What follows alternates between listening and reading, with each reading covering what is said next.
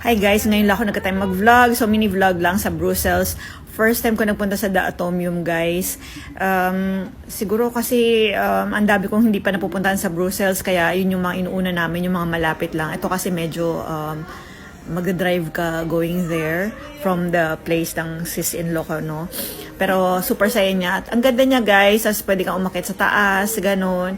Maraming tao pero hindi naman super, pumunta kami nito mga April, I think. Hindi ganun kainit. So, okay lang. Pero I imagine pag summer to mainit dito. Ganyan. So, punta kayo bandang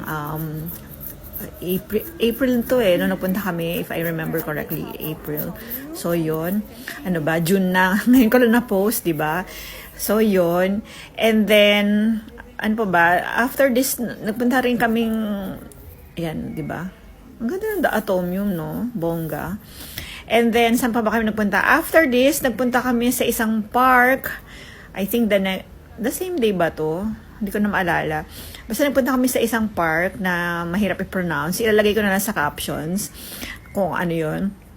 And, how to say, masaya sa park, picnic lang, ganun. Kaya lang guys, ang diferensya namin ng jowa ko at ng family niya, hindi sila mahilig kumain. Alam mo yun?